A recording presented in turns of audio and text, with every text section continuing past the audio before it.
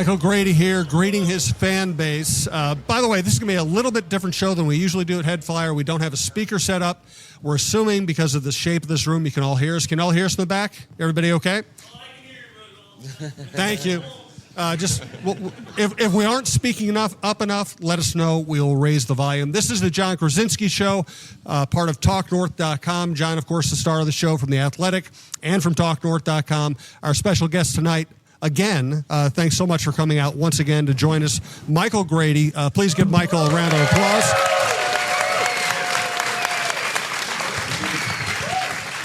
We're very lucky to have Michael not only in our market, but willing to come out and do things like this. He's very gracious. This is great to have him here. I'm Jim Suhan from the Star Tribune and from TalkNorth.com. Michael, it feels like the old cliche about overnight success, right? You worked a long time to get to the point where somebody could look at you and go, oh, man, he's rising so fast. What's this last 2 years been like for you?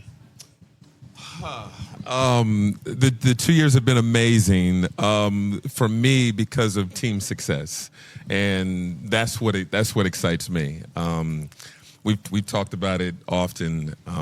Game 7 in Denver in the Western Conference semifinals is still a pinch me moment. As long as I'm doing this, that will be one of my favorite basketball memories. And I wasn't even on the call. I was just in the building. I wish I was on the call, but I was just in the building for that one. So it's just those moments and being a part of the ebb and flow, the peaks and valleys of an NBA season, and being able to be a part of telling the story, with Jim and with our crew is the most rewarding part of it. The fact that other people see my passion and talent and want me to be involved in their broadcast is flattering. But everything begins with a passion about the game, passion about this community and this fan base, and being a part of this ride, no matter how it ends this season. So there's a lot of.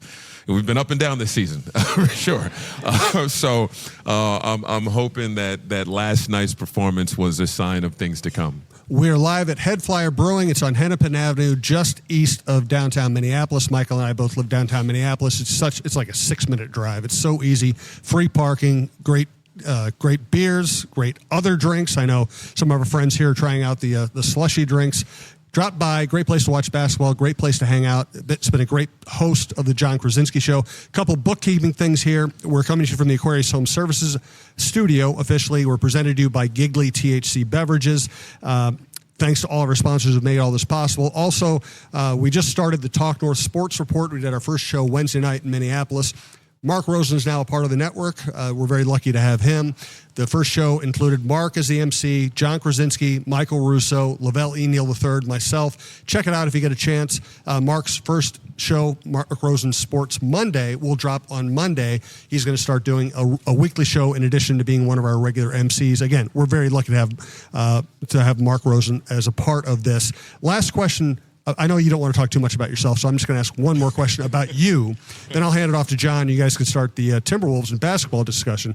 I mean, it wasn't that long ago you were grinding and trying to, get a break. Was this always your goal, and how difficult was it to get to this point? Everybody's story is different. For me, I knew I wanted to do this at a young age. The thing that I would repeat and say often when people ask me about what I wanted to do was I said I wanted to be a broadcast professional. I knew that play-by-play was something that I was excited about, but there were so many different things in broadcasting that excited me, and just to have any sort of opportunity was amazing to me. And so everything that I was able to do, whether it was a producer on radio, doing scoreboard updates every 15 minutes, hosting a sportscast, being the sports anchor for the local news station, being a PA announcer when I was in Indiana. All those things were, if you had told young Michael Grady, hey, you're going to be the PA announcer for the Pacers, or you're going to host a radio show in Indianapolis, I would have been tickled to death and would have loved that. So as time went on and I realized how addicted I was to play-by-play, it just became, my North Star. And so New York was amazing to have opportunity to do sideline reporting. And then I would fill in and do play-by-play. And I think I've told you both, my last year in New York, we had Kevin Durant, we had Kyrie Irving, and I had a 60-point Kyrie Irving game. I had a 51-point Kevin Durant game. I had a 28-point comeback at the Garden that I called also. And so I only did about 8 to 10 games, but 3 of them were incredible. And it would just really ignited something in me to where at the end of that season, it's time. And the opportunity with the Timberwolves opened up right at the time that I said it's time to give this a full go. So I knew that I knew that there were mixed feelings when I took the job, given how it opened up, and I completely understood that. But one of the things that I knew is that from everything that I was told, this is a passionate fan base. It is a underrated and super passionate basketball fan base, and I knew how I felt about the game. I knew how I felt about the teams that I cover, and so for me, I was like, we're going to get along just fine. This is gonna be a great relationship, and you add the team success to that. It's been an amazing ride. So I don't look at it as my journey as a grind, because I literally loved everything I did along the way. My first job was at Taco Bell. I loved the hell out of that job at Taco Bell. So you couldn't tell me anything. So no, I had genuine love and appreciation for everything that I've been able to do up to this point. We'll just let's lay out the format for tonight for everyone who is here. First of all, Michael talking about the passionate fan base. It's crummy weather out. The team has not always been fun to watch this year, and yet you all came out and packed into this place. So thank you for that. I'm very proud that this is a nice mix of men and women, and I think I will attest that to this guy right next to me. Yeah. So thanks to everyone for coming out. And we're going to have a little Wolves talk at the start here, talk about the season, talk about what we're looking forward to, what we're concerned about, things of that nature. Just, Michael, how do you kind of absorb this entire season? I mean, we're coming off of the euphoria of Game 7 in Denver, of all of that, and there were such high expectations, and it has been a rocky road throughout this whole journey here. What's it been like for you calling these games and then maybe just absorbing some of the energy of the fan base? Well, going back to the trade, there were numerous reasons that went into why the team felt the trade needed to be made. But when you make a trade like that, I think you're thinking about the talent that you're sending away, the talent that you have coming in. But what you don't always think about is the personalities and how do the personalities mesh. And then you consider the timing of the trade also, which came days before training camp. And I think that had an impact on the start of the season. And you have guys who are trying to get on the same page. I think Chris Finch talked about it a lot. Guys were kind of focused on their own agenda to a certain degree, and they had a singular focus. And in order to be successful, you need to think collectively as a team. And so there were kind of ups and downs with that. We have guys in contract situations right now, and so it's really easy at times to, what do I have to do to maximize myself so when my contract is up, I get the best deal, or if I want to look for something outside. You're looking with the singular focus, and it's been a process over the season to kind of get everybody to look collectively as a group. One thing I will say is there's really no bad seeds or bad attitudes. The Timberwolves still are in a good spot to get out of the play-in, get in the 6th spot for sure. And once you're in the dance, that's really all you want. And even though they would have to go on the road in the first round of the playoffs, assuming they get there, does anybody worry about this team on the road? It seems like on the road, that's the best place for them to be. They're lights out. So there's still so much in front of this team that has to be the focus right now, as opposed to what we've seen in the past and what they've had to go through. And I think it's been fun to watch these guys find a way to get on the same page. The chemistry, the 2-man chemistry at times with Nas and Julius, which we've talked about. the Julius and Gobert thing didn't get off to the greatest the greatest start, but watching that chemistry develop over the course of the season has been great to see. And then Anthony Edwards turned into Reggie Miller. Where the hell did this come from? It's been wild, and he's still learning and figuring things out. So it's been an up and down year. I think when you consider the psychology of the game, some of these ups and downs are understandable, but they've got to turn it on now. Now is the time to turn it on. Everything they want, as I said, is right in front of them, and I would love to see them get out of this play-in situation. You are on the plane with them. You're kind of around. You get to see them in practice a little bit more than we do. But my impression the whole time has been, I agree with you that I think last year's team, most of the guys had their contracts for multiple years kind of built out. And there was kind of a collective security there that they didn't feel like they had to worry about what was coming around the corner. And this year, Julius Randle, Naz Reid, Nickeil Alexander-Walker, a lot of guys are just kind of hanging out there wondering what is next for them this summer. Yeah. And I've never had the impression that it has been a selfish group or a fractured group in terms of I have to get mine, but I do think it's human nature that seeps in. Julius is having another kid coming soon. Is this where I'm going to be for the long haul, or I'm going to have to go somewhere else? Yeah. Nickeil Alexander-Walker is this really deep thinker, and I think it would be foolish of us not to think about him at least wondering in the back of his mind sometimes, okay, if I'm going on a shooting slump here, is that affecting the value for me long term? And so I think that if they are going to break through and come together, it is more of a realization that if we lose, our value is dropping regardless. But if we win, that's the way to kind of lift the entire boat. That's kind of hard to communicate to guys at times because you want to maximize everything you do on a basketball court. So let's just take Julius Randle, for example, and he's capable of getting 25 points, 10 rebounds, 6 assists, whatever it may be. But for the team to be successful, he might need 18 points and 7 or 8 assists. You still need to be a strong rebounder or whatnot. And so to tell a guy, in order for the team to be successful, you may need to score less and set your teammates up more. And then as a player, you may be thinking, when it's contract time, am I going to get 35 minutes? Am I going to get they're going to look and go, oh, you only averaged 18 points last season. The thing is, though, when other teams and evaluators see you impact winning, that's how you really maximize your value. I think folks will understand that, okay, he averaged 18 points and 8 assists, and they went on a run in the postseason, finished the season strong. That's a way to maximize your value on the basketball court. So to your point, a lot of guys had to get out of their heads a little bit. One of the things that I point out earlier in the season, Jaden McDaniels had a great offseason. We all talked about and documented that Jaden McDaniels was in the gym, put as much work in as he's ever had in an offseason. He's an excellent defender, and he's continued to work on his offensive game. And then just before training camp, you make a trade to bring in Dante DiVincenzo and, of course, Julius.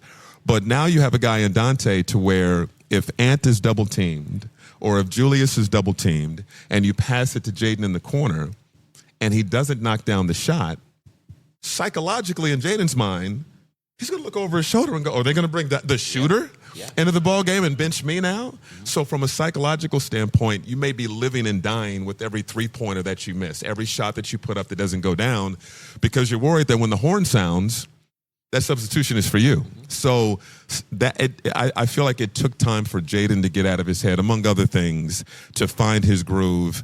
And he's playing some tremendous basketball right now, which you love to see. And I think and Chris Finch eventually acknowledged this. When Julius went down with his injury and Dante went down with his injury, and you had to go deeper into the bench, and then you have Terrence Shannon Jr. checking into the ball game, and Chris Finch called him a Tasmanian devil during one press conference, which isn't that bad of a of a characterization, but he comes in the game with his hair on fire. He's excited about this opportunity to do whatever he can to help this basketball team. Jalen Clark checks in. Unexpected he was going to get an opportunity, but he's so excited about being able to get out there and whatever you tell me, Coach, I'm going to do that. I'm going to do that. And so if you're a veteran and you're watching these young guys put everything out there on the line, do whatever they can to help the team in a limited amount of minutes, there's just something infectious about that. There's something contagious about that when I get help, when I get back out there, whatever I need to do, Coach, whatever I need to do. And I think that helped Minnesota through a tough stretch where we thought, oh, this team could fall apart right now without two key players, but they were able to remain afloat. And I think that's a big reason why. It's been a really interesting thing to watch Chris Finch this season because I think you and I both look at him as a really smart guy that has a good feel for his teams in general, good communicator. I don't think that he has been able to put his finger on the pulse of this team for a lot of it. I think he's been searching. He's been trying different lineups. You know, he'll go with his veterans for a while. He kind of has to go with the young guys when the vets get hurt. And I see it on his face that he is pressing for answers. And you see a different team night in and night out. If they're playing the Pelicans and it's not going well, and then they're playing Phoenix last night and they looked like they could win the whole thing, Too soon, sorry. Yeah, I know. But I just I have found it interesting for someone who lives and breathes it as he does, and I think is used to finding the right buttons to push. It has not always been that way for him this year. Every team is different. One thing that I'll point out, Taylor Jenkins getting fired yesterday. Yeah. I mean, shockwaves. Mm-hmm. And apparently, again, more and more information will come out. But the last thing that I heard was that John Morant wasn't a fan of the new offense that they were implementing there. And you take all the success that Taylor Jenkins has had in his 6 seasons or whatever it's been, and just kind of issues and friction with a player or two led to him getting ousted.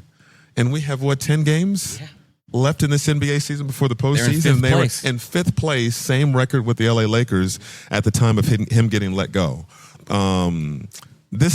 Players can be hard to figure out. Figuring out how to get on the pulse of the guys, understand what they need is difficult. To a man, all these guys genuinely respect Chris Finch. But finding an identity this season has been elusive. Last season, it was the defense. The offense was a little bit behind that, but defensively, there were times where they just taking opposing offenses just completely out of their game. And it was so fun to watch on the defensive side. And I recall Chris Finch saying in training camp, talking about getting an identity. And it was maybe after the first 10 or 20 games, he acknowledged, okay, we don't have an identity yet. But these next handful of games, we're going to establish an identity. Still didn't have an identity. Still looking for the identity. I would say at the All-Star break, they did not have an identity. And that's just something they just couldn't get a grasp on over the course of the season. During these 3 days off between the Indiana game and this game against Phoenix, as you know, they had a practice completely devoted to defense. And we saw a stronger defensive effort yesterday. And so if they can bring that night in and night out, they have enough offensive weapons to get the job done. Ant, there are intangibles that Ant has that when he's locked in and on his game, everybody just follows suit. They just follow his intensity. They follow his competitive energy. You wrote about Rudy Gobert and his comments about the team getting in their own way. Him setting a physical tone has been huge for Minnesota recently. So even though it's been a struggle, they haven't been able to find the identity. Everything is still right there in front of them. And there are some teams who are Cancun on 3 and Phoenix. But Minnesota still has a real legit opportunity. And so even though the identity has been elusive, they still have time to figure things out.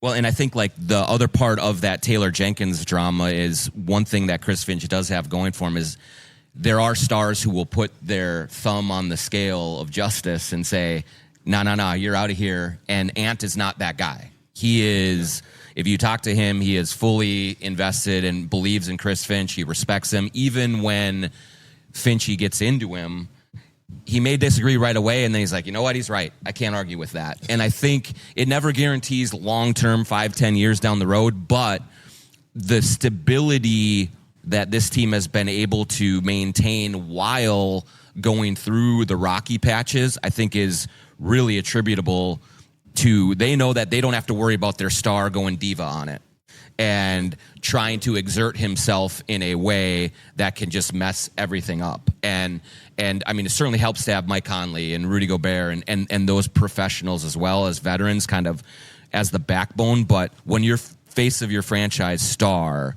has the coach's back and allows the coach to get into him in a film session, it really does help Finch a great deal, keep some authority on this team. Yeah, and I had I had a Memphis game or two. I had one recently, and John Morant looked like he was completely checked out. Flat-footed defensively, wasn't engaged on the offensive end. And so to your point, you don't have to really worry about that with Ant. He may have off shooting nights, but he's going to try each and every night. He's going to take a hard elbow to the face from Kevin Durant and get his nose readjusted and then check back in and drop 17 second-half points. He loves the game. He's passionate about the game, and he's not going to do anything to undermine what this team is building, not only because of his respect for the coaching staff and Chris Finch, but also the respect of his teammates. And I think that's the big thing, and another reason why this team hasn't completely fallen apart while trying to figure out who they are as a team this season. Let's take a quick intermission. We want to give you a chance to go get a beer, get a water, whatever you want. Get 3 of everything. Tip well.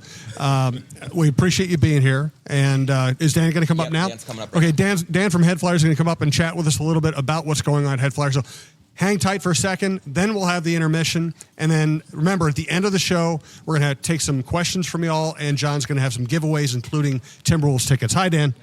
Hey, Jim. How's it going? Thank you, guys. Thank everybody for coming out. My name's Dan. I've been at Headflyer for almost the entire time that we've been open. I started off here as an assistant brewer in the back, left my position as a mail carrier to come here as a full-time taproom danager. That's what it says on my business cards. I've got kids, so I can have jokes. But thank you guys all for coming out for this. Thank you, John, Jim, and Michael. Thank you for being here tonight. I see some familiar faces, from Evan over to Mitch and Mrs. K. We have watch parties 82 games out of the year. Other places, other breweries have watch parties for the playoffs.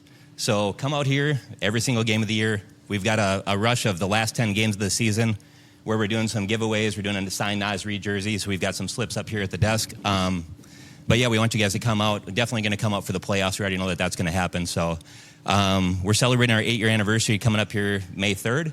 Last year we had a watch party during our anniversary, and that was a hell of a fun time too. So hopefully you guys can come out for those, come out for the playoffs, and hopefully we win 16 games and we're out of here. So thank you guys for being here tonight. Thank you, Dan. Appreciate it.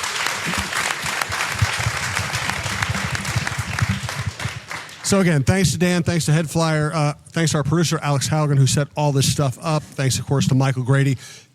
Take a quick break. Do whatever you got to do. Come on back. We'll have another half hour or so, and we'll give away some cool stuff. Thank you.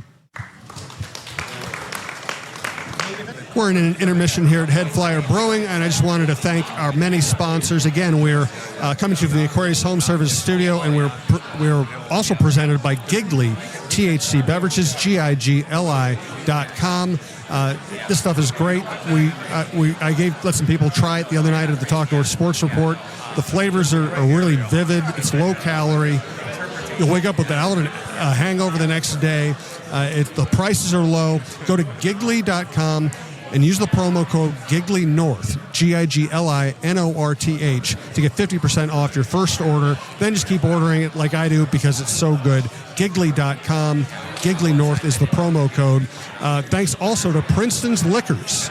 Princeton's Liquors in Maple Grove. Bill Princeton and the Princeton family have been in the liquor selling business for decades and decades. They are a part of this community, and we at the John Krawczynski Show and at Talk North love community partnerships like the one we have with Princeton's Liquors. You go into Princeton's Liquors, you're going to have any kind of wine, beer, spirit that you could want. They specialize in craft beer. They specialize in bourbon, but you can get anything that you could want under the sun. The weather is It's getting warmer. Everyone wants to be outside on their patio. You're grilling. You want to have a nice cocktail. You want to have a good beer. Go to Princeton's Liquors in Maple Grove. You go there, you can also find the Crunch Time collaboration I have with Headflyer. You can find all sorts of different flavors that you could want.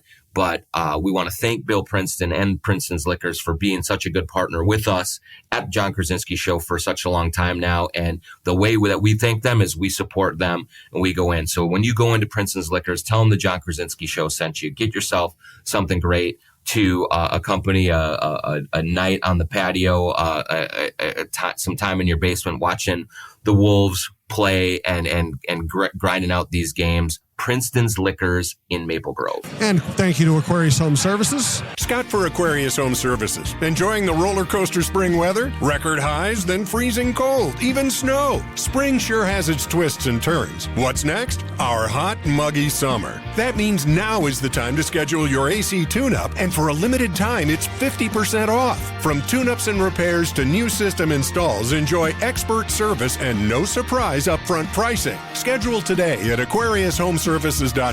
Aquarius, earning the right to be recommended.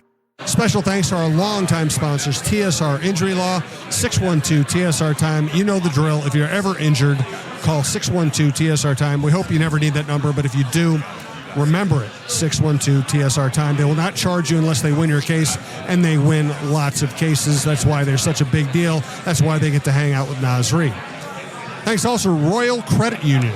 Boost your savings when you open a money market account at Royal Credit Union. For a limited time, you can get a $1,250 bonus when you bring $100,000 or more in new money to open a personal or business money market account. Royal's money market accounts have no monthly maintenance fee and tiered rates, so higher balances earn more. See details and open a money market account today at rcu.org/earn-more. Minimum deposit of $100,000 required to obtain bonus. Offer ends 5/24/25. Insured by NCUA.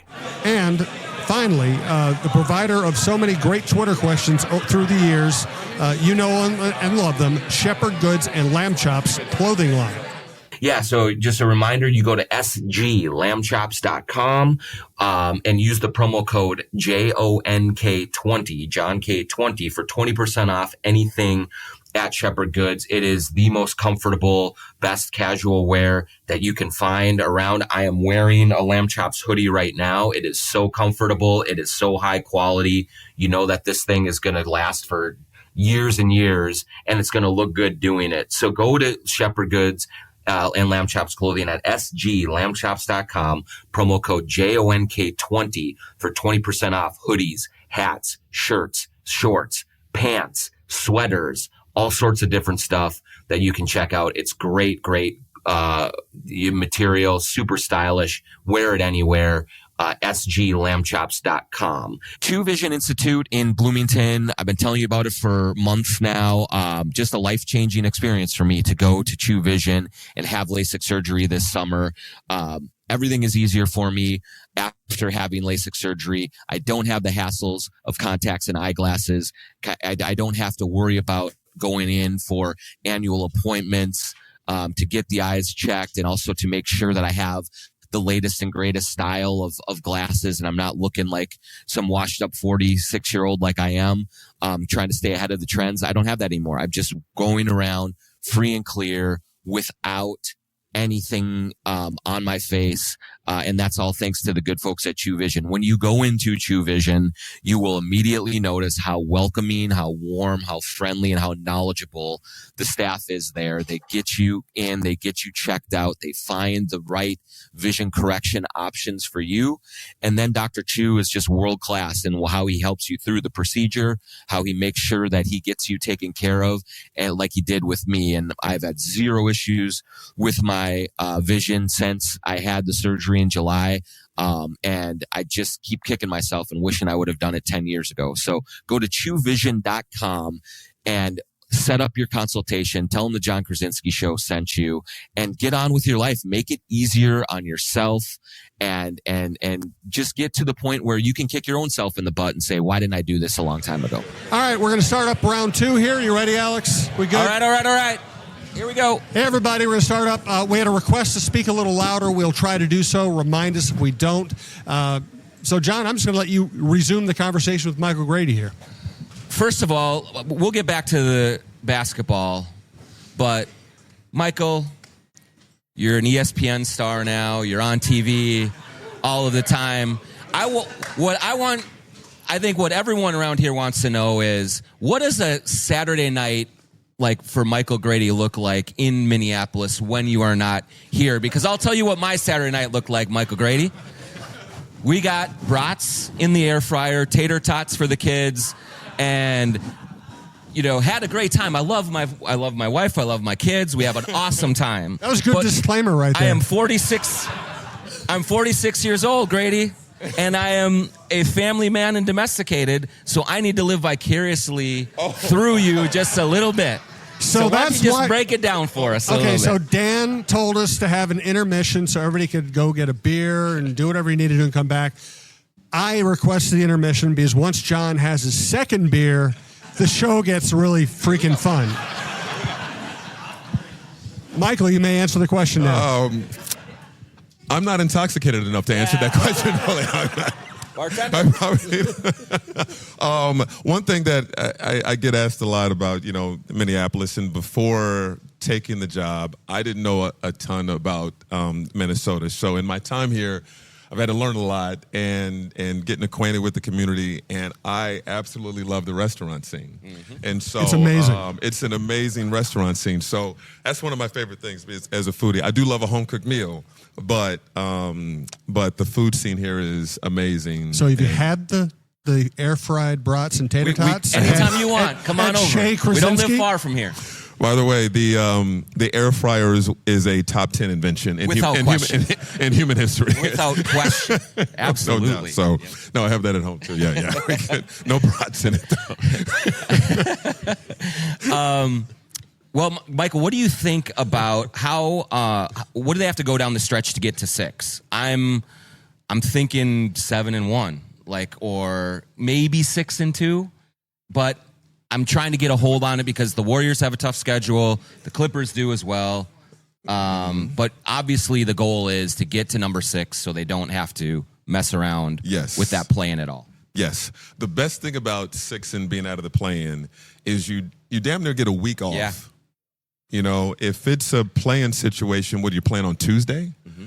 Right after the end of the regular season. So to be able to, whatever bumps and bruises you may have, to have a week off before you find out, before you play your first postseason game is massive. From a wins and loss standpoint, it's really hard to predict because when the Wolves lost 3 of 4 of those 2 games to Indiana, that game to New Orleans, which we all don't want to recall, Golden State was losing too. Yes. And when they were winning, Golden State was winning. Yes. So it's they are in lockstep in accord right now. So it's really hard to say. It'd be very interesting to see if Golden State can keep it up.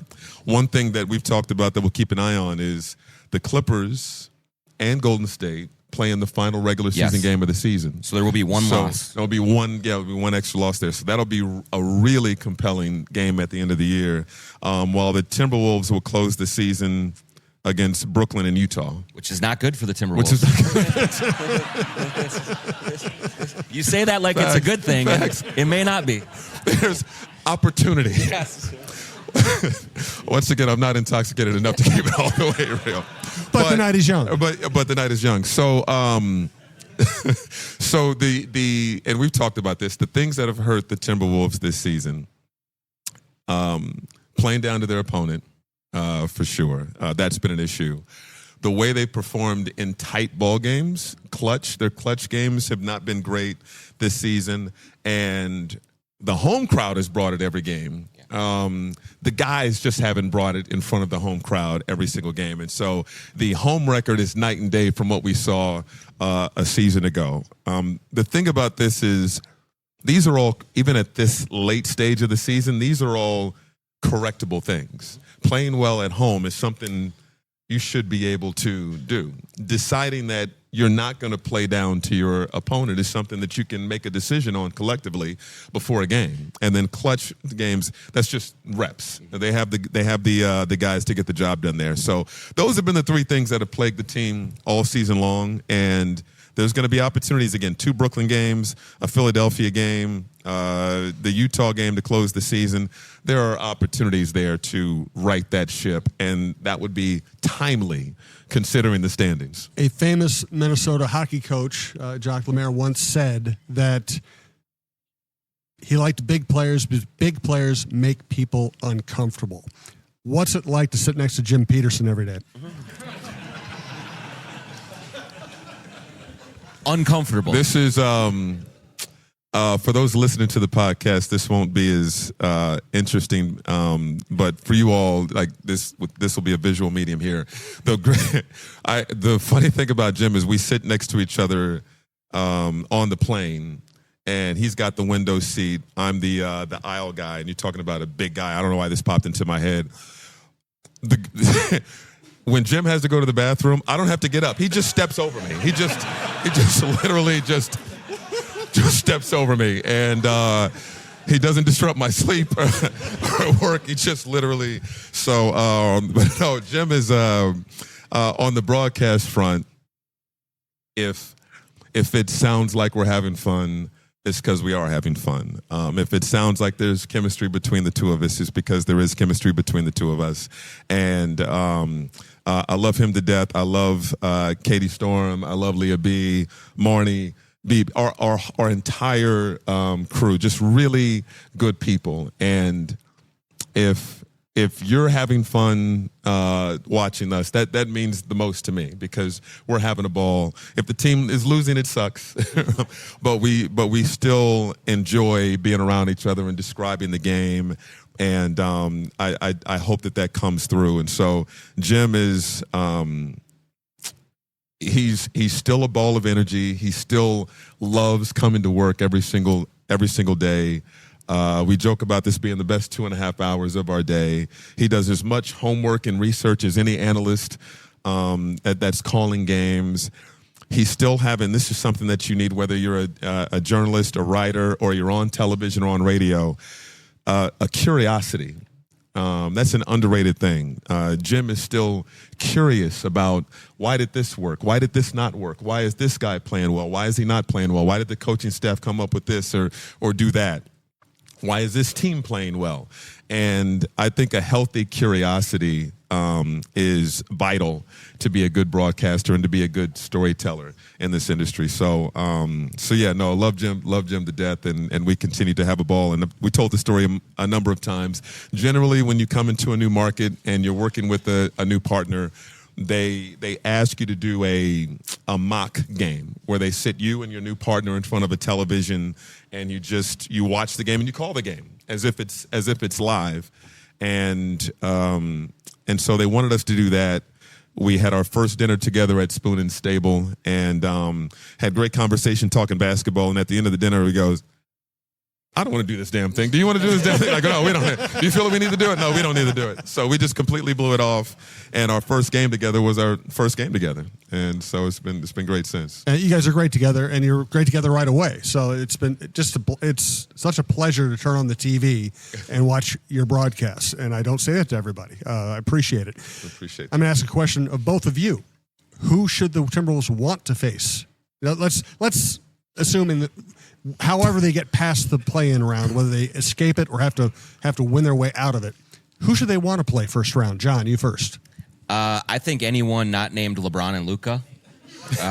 Although they're not playing great. And Luka's not playing defense again. They're not playing great, but you get into a playoff series with those two monsters and with maybe a couple of extra helpers that they have calling the game, if you get my drift. I don't know. That was pretty subtle. It's I just don't think that. And one thing is that Luka is never bothered by Jaden, and one of the Wolves' superpowers, as we saw against Booker last night, was that when Jaden can take a top scorer completely out of the game, it messes the rest of the team up demonstrably. And for whatever reason, Luka just is not fazed by that size, by the length, by any of it. He gets to his spot, he makes his shots, and so I just don't want any part of that pairing in the first round of the playoffs.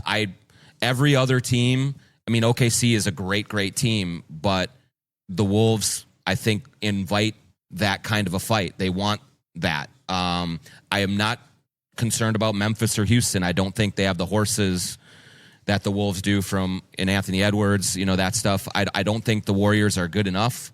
I think they will tail off a little bit. And so the Lakers are my main concern, I would say.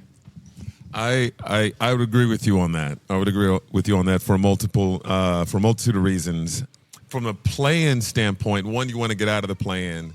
If you are in the play-in, historically, like the Clippers, the Wolves have been able to handle the Clippers. The Clippers have been a little different lately, though. I don't think I would like to see a play-in game against the Clippers.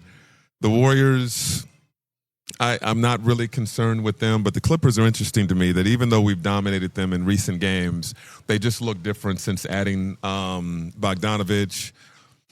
I can't believe I'm saying this, but Ben Simmons has been he's been working out there well. James Harden has found his mojo, and Kawhi Leonard. We haven't seen a fully healthy Kawhi Leonard. The Timberwolves haven't, and so he's playing really good basketball right now. So from a play-in standpoint, I don't want to see that. Denver's interesting because they do not want to see the Timberwolves. They do not. I don't know how this game coming up is going to go because Denver will be certainly motivated to get a victory. But I don't think they want to see the Timberwolves at all. Timberwolves obviously would be certainly fine playing against the Denver Nuggets again. I think it's an amazing rivalry. I would love to see it again. And I'm with you on Houston. Houston has had a really good season, but they're still a young team, and this is a new and different situation for them. And there's a process. And so they're tough. They're tough defensively. Offensively, they're not as strong. But the experience that the Timberwolves have had the last two postseasons, and then possibly facing a team like Houston in the first round, where this would be a new experience for a number of those guys collectively, I'd be perfectly fine with that. OKC is legit. Yes. They are legit. They get after you defensively. They're amazing offensively.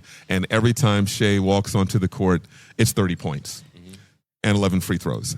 But but they're just extremely, extremely tough, and they're legit. And outside of Minnesota, I do enjoy watching OKC. Yeah. I do enjoy watching OKC play. So I think it's going to be a movie. I think it's going to be there's a lot of compelling matchups in the West, but I'm hoping for a Denver matchup. Not just because I feel like the Wolves would win, but I'm old school with the rivalries. Yes. And I was coming up in Indiana. Seemed like we played the Knicks every single year, and it just added animosity, added drama, theater, and I love that. And so to get a round 3 with the Nuggets, let's go.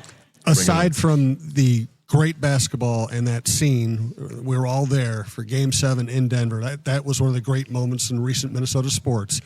I also thought it was fascinating to see Michael Malone kind of melt down during that series, because I went into that series thinking this dude just has it locked down, and he was freaked out by the end. Yeah, I've written it, but in that series and at the end of that series, we walked out and I caught up with, I know a bunch of people in that organization, and one of them just said they remind us of us last year, and you could tell. I think in Game 2.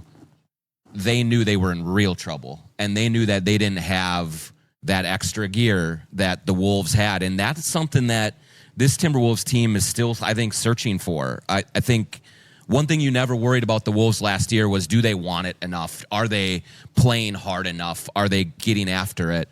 And this year, it's just kind of been like waiting for the playoffs to start. Like, this is a birthright for us. We've already been there, so let's just hurry up and get through this, and maybe that switch will turn on in the playoffs. But in that Denver series, you could see the look in their eyes. Jamal Murray, Michael Malone, even Jokic, I think, was just out of gas. And you said, we cannot hang with these guys by the third quarter of that game.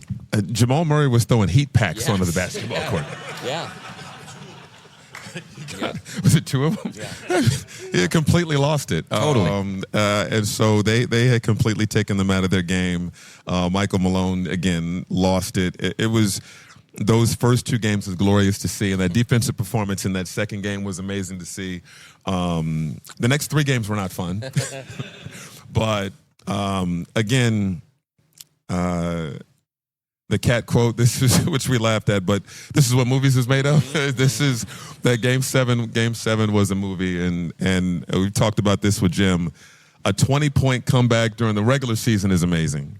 A 20-point comeback in the second half in the regular season is amazing. You do it in the postseason, that's fantastic.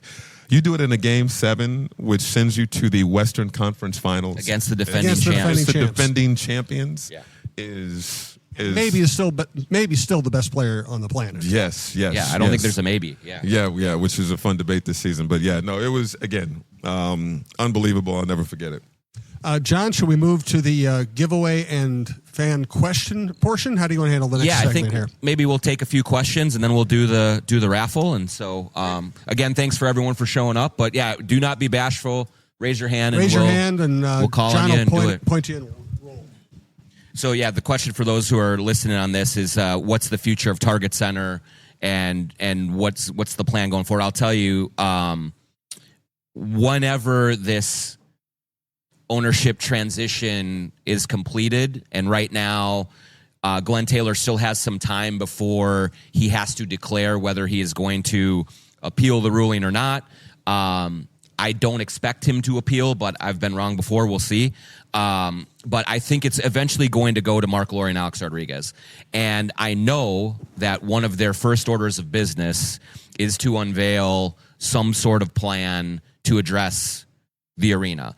Now, Alex Rodriguez has said publicly that they plan to have a public or privately financed arena. We'll see what exactly that means. Is that 100% privately financed, or how do they go about it? But there is definitely a real sense of urgency to get that addressed, because it is the second oldest arena in the league, and the oldest is Madison Square Garden, which is slightly different level than Target Center is.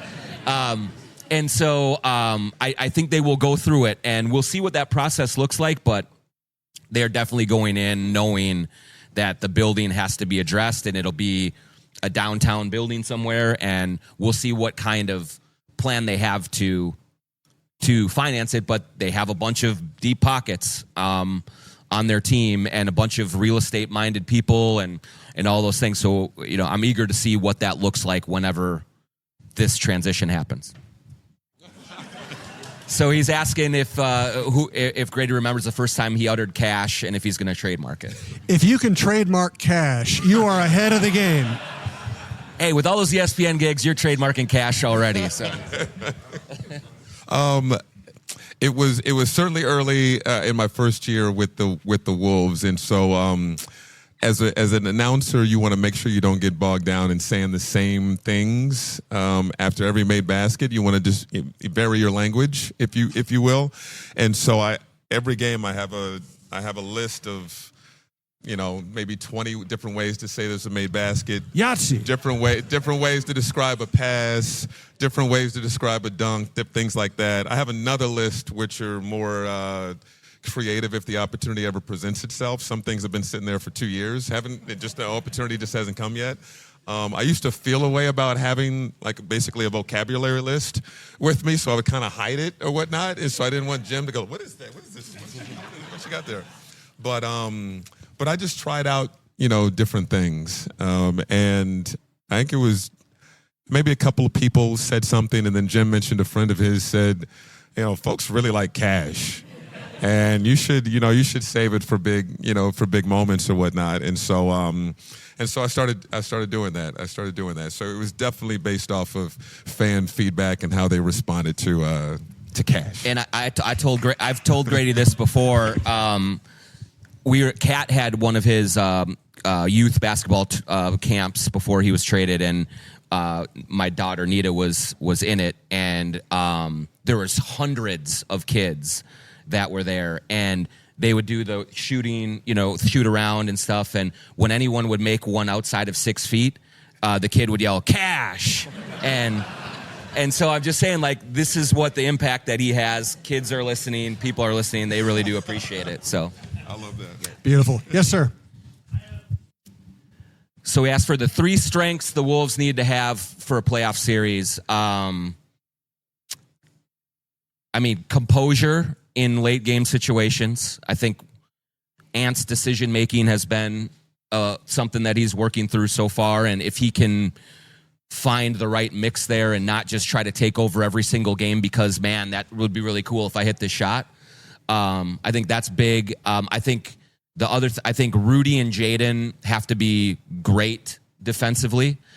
You can see how different the team looks when those two are at their elite level defensively, and then when they're not, it's just it's an entirely different thing.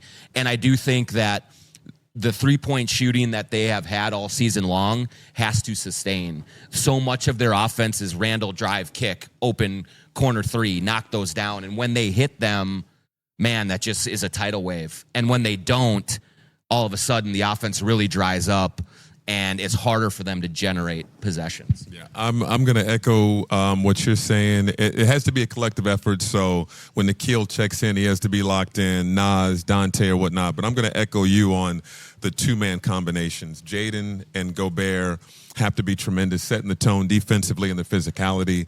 The number of double-doubles that Jaden McDaniels has this season, he's in the 9 or 10 range, and he didn't have any double-doubles in the first 4 years of his career. All of his double-doubles have come this season, and a number of them have come since January. So that physicality has helped take the team to another level. Gobert's physicality is huge.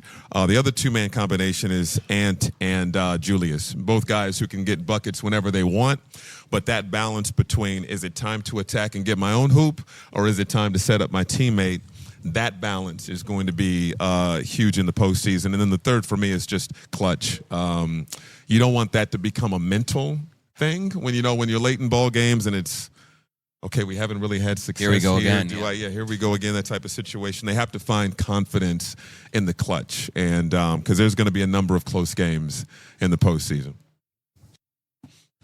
I'll start by saying everything's completely different because baseball, there's so much randomness. You can hit the ball 120 miles an hour. It can go right at somebody. You can hit a number. It can end up being a game-winning hit. There's so much randomness, and there's so little control over the outcome. Basketball, you have control. You can have your best player take the shot. You can have your best player make the decision. You can have your best player on the court. You can run a play to get the desired outcome. I think they're completely different. What do you think, Michael? Yeah, I would say it's different too. I'm big on the psychology of the game, and there are when you look at let's just say matchups, for example, the Timberwolves clearly have a mental advantage over the Phoenix Suns. They clearly have a mental advantage over the Denver Nuggets recently, right? Memphis is a different story. Yeah. Memphis has had when healthy, a mental advantage over the Timberwolves. The Timberwolves had a breakthrough, and I think things are similar in the clutch. They've struggled in the clutch, and so now mentally, when they get in those situations, they're trying to avoid a here we go again, and they're trying not to screw it up, as opposed to this is what we're going to do. This is and one example, I talked to Mark Daignault, the head coach of OKC, about this because his team doesn't have a lot of clutch games. They're blowing teams out by 20. And his belief is that even though they don't have a lot of clutch games, he's not concerned because how you play in the first quarter, the intensity that you should have in the first quarter is the same in the second quarter, same in the third, and same in the fourth. And so early in ball games, they're getting the ball to Shea. Everybody else is involved. They spread it around, and they're going to go after you defensively. And they're going to do the same things in those clutch moments. And so from that standpoint, their confidence is sky high. And it's really that simple. But sometimes you can get in your head. You can decision-making on whether to find a teammate, what you're doing defensively. There's just a lot of things that mentally they just haven't been as sharp in those moments. And I just think it's all psychological. Yeah, and you could see Ant working through it, right? Because I think early on in the season, he tried to make the right play sometimes in his drive, and it's kicked to Jaden in the corner, and he misses. And it's not that he doesn't trust Jaden, but I had a conversation with Ant a few years ago, and he does not want anyone else to miss that shot and then have to answer the questions about missing that shot. If he wants that responsibility on his shoulders, because if he misses it, he'll handle that and it's not going to bother him at all. But he's got to be smart about the way that he operates in those moments, because right now it's too predictable what the Timberwolves are going to do in those situations. There has to be an element of danger that when the ball's in Ant's hands, it's not immediately step back to the right, step back, 3-point shot. It's got to be something else, and that's part of the maturity of a 23-year-old figuring all of this out, but it's going to have to happen kind of sooner than later if they want to keep advancing this year. 100%. All right, second part. What's your favorite halftime show? Red Panda. It's only red. It's only red. Red Panda. Yeah, 100%. There's only, yeah. I'm a sucker for quick change, though. I like those guys that do the thing and So you got what change you're, real what quick. you're saying is you both hate dogs. That's what you're saying. Yes, yeah. I'm usually in the back, like grabbing a drink or something. I miss most of the halftime shows. Quick Change had a good run. I've seen too much of the little Chihuahua. I've seen a little Chihuahua coming out of that. But Headline: Michael Grady does not like I'm dogs. tired of the Chihuahua. No. They're great. They're great too. Yep. But She's no, a legend. Red Panda should go into the Basketball Hall of Fame. No doubt. Yeah, absolutely. It's settled. Red Panda in the Hall of Fame.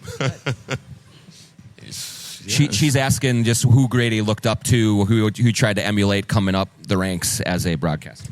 As a kid, listening to Pacer games, Mark Boyle was our Alan Horton, and all the great Pacer moments, Reggie Miller, clutch performances or whatnot.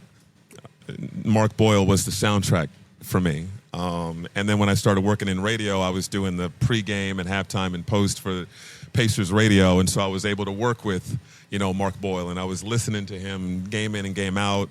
And he has connections with Minneapolis. He grew up in St. Louis Park, and his dad was a big broadcaster here calling state championship games, hockey, a bunch of things. So I have that connection. So Mark was big for me. Bob Costas was a big guy. He was my North Star for a long time. And then I'm a big boxing guy, too. And so I really miss boxing on HBO. And Jim Lampley was like, huge for me. And so all the great moments that he called as a boxing fan, and before every Timberwolves game, I watch a 10-minute montage of Jim Lampley calls, and that's my smelling salt. That's that's the way I get jacked up and let's go. So Jim Lampley was big for me too. As I've gotten in the business, there have been other guys who have been big for me. Mike Brain has always been super complimentary, and a big fan of him. And he was the first one to call me when I got the Minnesota job. I worked closely with Ian Eagle in New York, and so to be able to watch him game in and game out was massive for me. But I would say as a kid growing up, those three guys: Costas, Lampley, and Mark Boyle. Good stuff. Thanks, everyone, for coming. Really appreciate it. I'll stick around for a little bit if you want to chat, but thanks so much. I really appreciate it.